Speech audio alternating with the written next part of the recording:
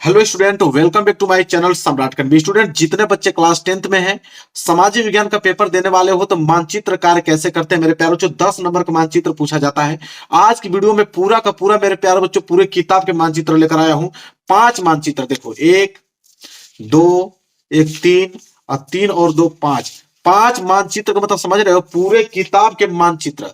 जितने महत्वपूर्ण प्रश्न पूरे किताब के हैं मानचित्र के, वो पूरा का पूरा मैं 5 मानचित्र के साथ आप लोगों को बताने वाला हूं। मेरे प्यारे बच्चों, मानचित्र दो आप लोगों को 2 चीजों से पूछा जाता है। एक तो इतिहास से पूछा जाता है, एक भूगोल से पूछा जाता है। इतिहास में मेरे प्यारे बच्चों, जो चैप्टर आप लोगों का है भारत में राष्ट्रवाद, उसके 2 टॉपिक से मानचित्र पूछे जाते हैं। ठीक है, कितने टॉपिक से? 2 टॉपिक से। दोनों टॉपिक में इसमें कवर करने वाला हूं, तो 2 मानचित्र तो इन दोनों में लग जाएगा, इन दोनों टॉपिकों में लग जाएगा। इसके बाद भूगोल से 3 टॉपिक से, एक संसाधन एवं विकास से पूछा जाता है, दूसरा जल संसाधन से पूछा जाता है, तीसरा कृषि से पूछा जाता है। तो 3 इसमें 2 इसमें, टोटल कितने? 5 मानचित्र मैं आज आप लोगों को भर के दिखाने वाला हूं। और 5 मानचित्र से ही आपके प्रश्न एग्जाम में आते हैं। कितने नंबर के लिए? 10 नंबर के लिए।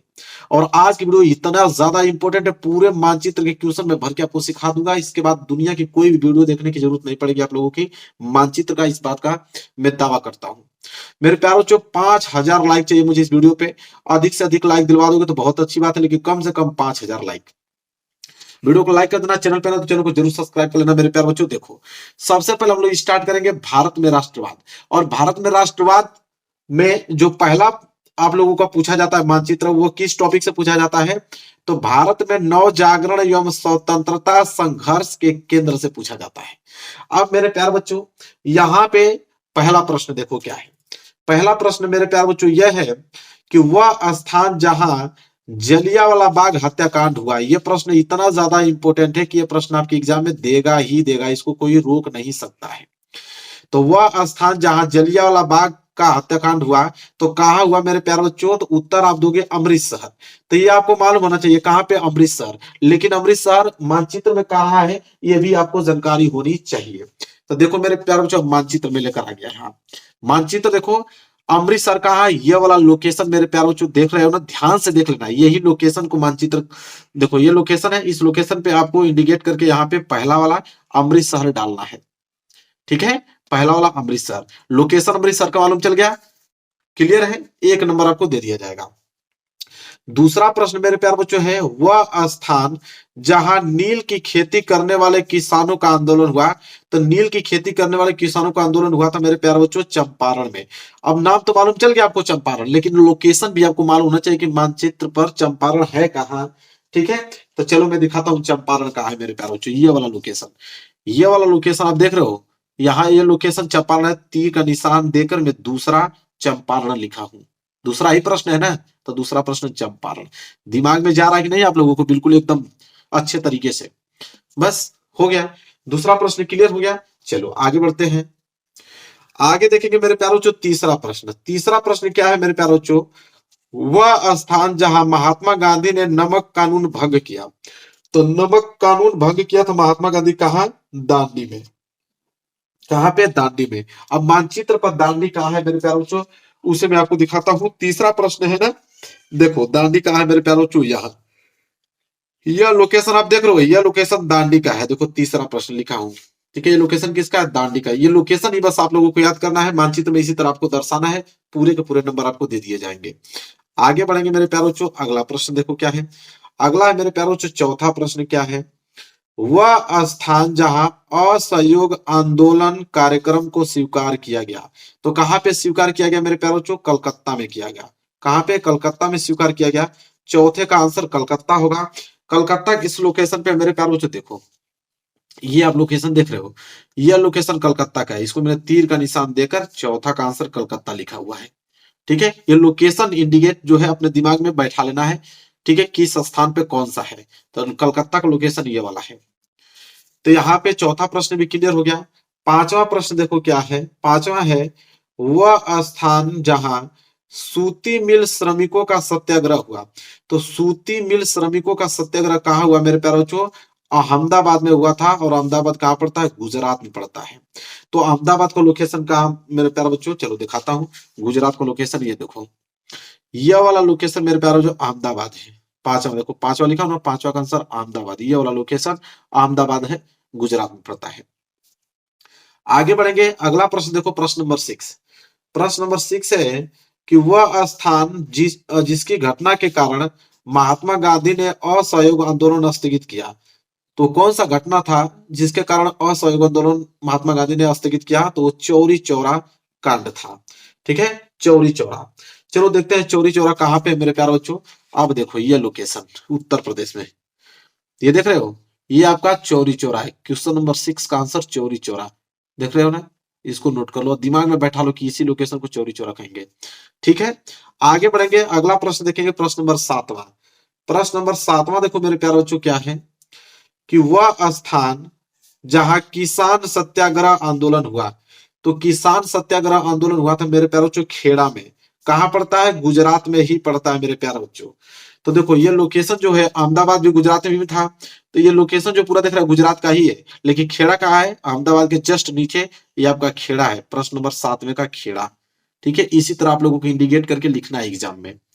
7वें का हो जाएगा खेड़ा, हो जाएगा। क्लियर है? चलो 8वां प्रश्न देखो मेरे प्यारे बच्चों।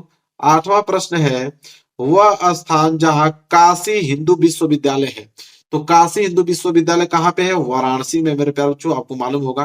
अब वाराणसी कहाँ है? चलो देखते हैं।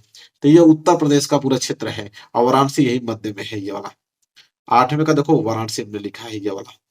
क्लियर हो गया? क्लियर। तो देखो मेरे प्यारे बच्चों, भारत में नवजागरण में स्वतंत्रता संघर्ष के केंद्र के क्वेश्चन यहाँ पे हो गए समाप्त। भारत में राष्ट्रवाद का दूसरा टॉपिक से क्वेश्चन कहां से आता है? यहां से आता है, भारतीय राष्ट्रीय कांग्रेस के अधिवेशन से क्वेश्चन आता है। अब इसके लिए मैं अलग से आप लोगों को लूंगा मानचित्र, उसमें दिखाऊंगा आप लोगों को।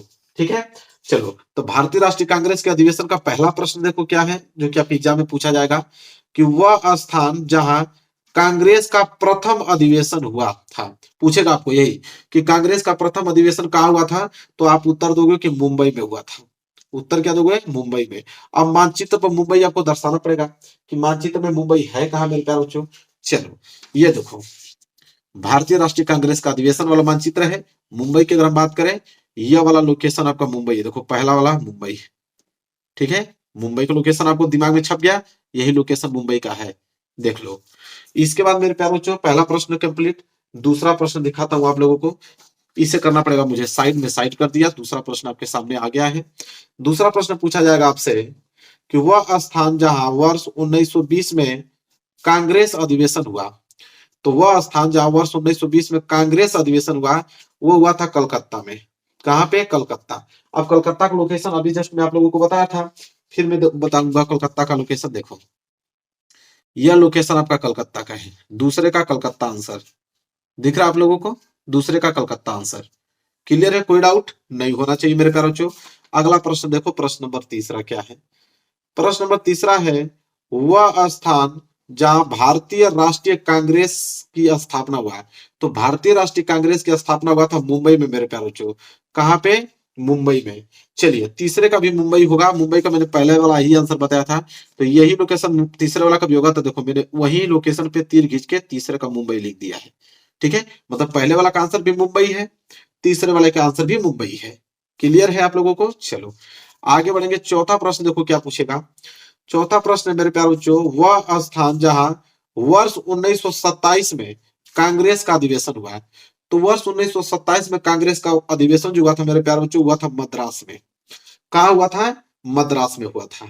अब मद्रास कहा है मेरे प्यारे बच्चों? देखो ये लोकेशन, ये वाला लास्ट वाला जो नीचे आओगे श्रीलंका है, ये वाला मद्रास है। चौथा का आंसर हमने यहाँ पे लिखा हुआ है मद्रास। क्लियर? चलो आगे बढ़ेंगे। पांचवा प्रश्न देखो, पांचवा प्रश्न मेरे प्यारे बच्चों, वह स्थान जहां वर्ष 1929 में कांग्रेस का अधिवेशन हुआ था। अभी हमने 1927 में कांग्रेस का अधिवेशन देखा जो कि मद्रास में था, और 1929 में जो कांग्रेस का अधिवेशन हुआ था वो लाहौर में हुआ था। कहा हुआ था मेरे प्यारे बच्चों? लाहौर में हुआ था। अब लाहौर मानचित्र पर कहां है? तो यहाँ है, ये वाला आप सिंबल देख रहे हो, ये वाला लाहौर है। पांचवें का आंसर लाहौर। कंप्लीट समझ में आ रहा आप लोगों को? आगे देखो, अगला प्रश्न है प्रश्न नंबर 6 मेरे प्यारे बच्चों, वह स्थान जहां कांग्रेस और मुस्लिम लीग का वर्ष 1916 में समझौता हुआ, तो कांग्रेस और मुस्लिम लीग का 1916 में जो समझौता हुआ था, कहां पे हुआ था मेरे प्यारों? जो लखनऊ में हुआ था। कहां पे? लखनऊ में हुआ था। अब लखनऊ का है तो उत्तर प्रदेश में ही लखनऊ पड़ता है, और लखनऊ यह है, ये वाला पोर्शन आपका कहलाएगा लखनऊ। देखो 6 का हमने लखनऊ लिखा हुआ है। कंप्लीट हो गया? कंप्लीट। भारत में राष्ट्रवाद के दोनों टॉपिक हमने कवर कर दिया, दो मानचित्र के हिसाब से। चलो अब मेरे प्यारों जो भूगोल के क्वेश्चन आते हैं, भूगोल में मेरे प्यारों जो 3 चैप्टर से क्वेश्चन आता है, अभी मैंने बताया भूगोल से कितने, 3 चैप्टर से। पहला आपका जो है वो है पॉइंट संसाधन एवं विकास से। संसाधन विकास से जो मेरे प्यारों जो पूछा जाता है, उसमें पूछा जाता है कि भारत के राजनीतिक मानचित्र पर पहला, दूसरा, तीसरा, चौथा और पांचवा मृदा के प्रकार बताइए। मतलब 5 मृदा के प्रकार हैं जो कि मानचित्र पर पूछा जाता है। ठीक है, 5 मृदा के प्रकार। चलो अब मृदा के प्रकार मेरे प्यारे बच्चों मैं आपको बता देता हूँ, 5 मृदा के प्रकार कौन कौन से हैं उसको आप नोट कर लो। देखो मानचित्र पे मैं पूरा का पूरा मृदा का प्रकार ही लेकर चला आया हूं, नोट कर लो। पहला ये पोर्शन होता है जिसे काली मृदा कहते हैं, तो ये वाला क्षेत्र काली मृदा जाना जाता है। ठीक है, दूसरा मृदा का प्रकार मेरे प्यारे बच्चों है यहाँ पे ये वाला क्षेत्र। यह वाला क्षेत्र को हम लोग बोलते हैं मरुस्थलीय या शुष्क मृदा क्षेत्र। तो अगर आपसे पूछे कि मरुस्थलीय या शुष्क मृदा क्षेत्र का लोकेशन बताओ, तो यहाँ पे इसी लोकेशन से आप इंडिकेट करके दिखा दीजिएगा। तीसरा जो होता है वो होता है पर्वतीय मृदा या वन मृदा। तो तीसरा देखो पर्वतीय मृदा या वन मृदा हो गया। चौथा जो होता है ये पूरा क्षेत्र आप देख रहे हो, ये भी वही है, पर्वतीय मृदा या वन मृदा का ही क्षेत्र है चौथा। और लास्ट एक मृदा बच जाती है जलोढ़ मृदा। तो जलोढ़ मिट्टी देखो यह वाला, ये वाला लोकेशन आपका जलोढ़ मिट्टी का है। तो 5 मृदा का प्रकार पूछता है आपके एग्जाम में, पांचों में से कोई दे देगा, और पांचों हमने मानचित्र पे यहाँ पे अच्छे से दर्शा दिया है, उसको नोट कर लो मेरे प्यारे बच्चों, ताकि आप लोगों के एग्जाम में कोई भी मृदा पूछे उसका लोकेशन तुरंत अब नाम सहित आप बता दो, ताकि नंबर आप लोगों को पूरा का पूरा मिल जाए। क्लियर है? कोई डाउट आप लोगों को इसमें नहीं होना चाहिए। तो देखो संसाधन विकास से खत्म। दूसरा जो पूछा जाता है, दूसरा चैप्टर वो है जल संसाधन से। दूसरा क्या? जल संसाधन से पूछा जाता है। जल संसाधन में मेरे प्यारों बच्चों क्या आता है कि दिए गए मानचित्र पर क्या आता है कि दिए गए मानचित्र पर निम्न बांधों को चिन्हित कीजिए। अब बांध आपको देगा, कितने बांध है मेरे प्यारों बच्चों? 7 बांध। 7 बांध में से ही आपको बांध देगा। पहला हीराकुंड बांध, दूसरा तुंगभद्रा बांध, तीसरा भाखड़ा नागल बांध, चौथा सलाल बांध, पांचवा टिहरी बांध, छठा सरदार सरोवर बांध, सातवां राणा प्रताप सागर बांध। अब इनको पूरा लोकेशन आपको मालूम होना चाहिए मेरे प्यारे बच्चों। पहला हम देखते हैं हीराकुंड बांध। अब हीराकुंड बांध लोकेशन पे क्या है मेरे प्यारे बच्चों, उसको मैं दिखाता हूँ आप लोगों को। देखो यह लोकेशन देख रहे हो, ये वाला, यही लोकेशन आपका हीराकुंड बांध कहलाता है।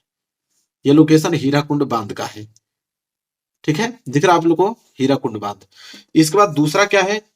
तुंगभद्रा बांध।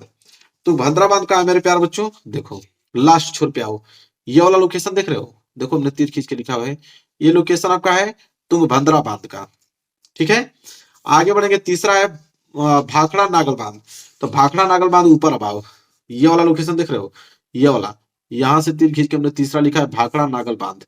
ठीक है, और चौथा क्या है मेरे प्यारे बच्चों? सलाल बांध। अब सलाल बांध का लोकेशन देखो, भाखड़ा नागल बांध के जस्ट ऊपर चढ़ोगे ना, तो ये वाला पोर्शन जो कि मैंने इधर तीर देख लिखा हुआ है सलाल बांध का है। चौथा देखो सलाल बांध, यही है लोकेशन।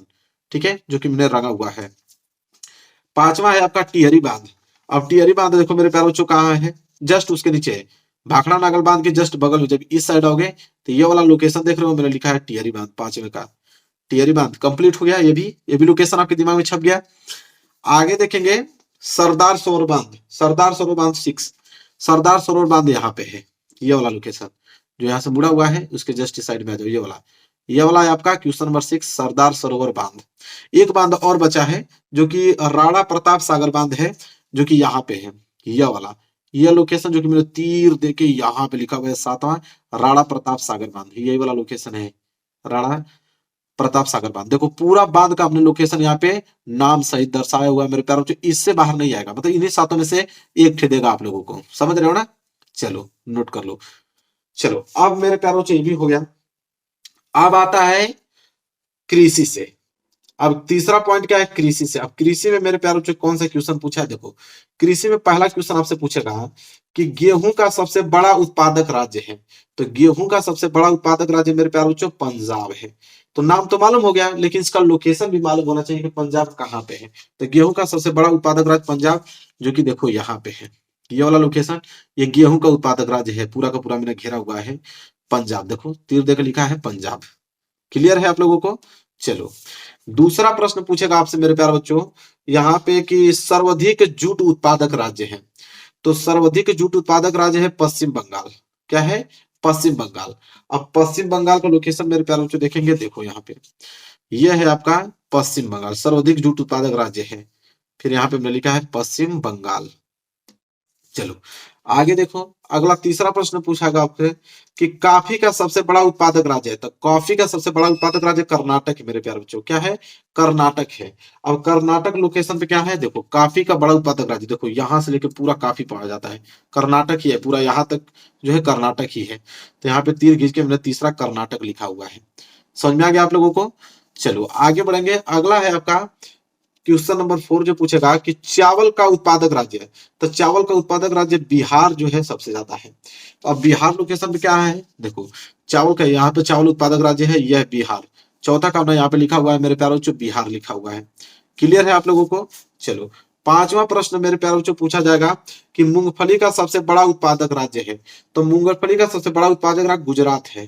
क्या है? गुजरात। और गुजरात का लोकेशन पे मेरे प्यारे बच्चों देखो, ये वाला ये पोर्शन आप देख रहे हो, ये गुजरात का है, पांचवे का गुजरात। अब मेरे प्यारे बच्चों मानचित्र हो गया पूरा का पूरा समाप्त। पांचों मानचित्र हमने बता दिया मेरे प्यारे बच्चों, और पांचों ही चैप्टर से आपके एग्जाम में पूछे जाते हैं। पूरे किताब का मानचित्र यही पूछा जाता है। पूरा का पूरा हमने कवर कर दिया। इतना सुंदर वीडियो आपने पूरे यूट्यूब पे नहीं देखा होगा, तो वीडियो को लाइक कर देना मेरे प्यारे बच्चों। चैनल पे ना तो चैनल को जरूर सब्सक्राइब कर लेना, और 5000 लाइक का जो हमने टारगेट रखा उसको जरूर पूरा करना। और वीडियो कैसा लगा एक कमेंट के माध्यम से हमें जरूर बताना कि वीडियो आपको कैसा लगा है। तो वीडियो को लाइक करना। मिलेंगे आपसे नेक्स्ट वीडियो में, तब तक के लिए धन्यवाद।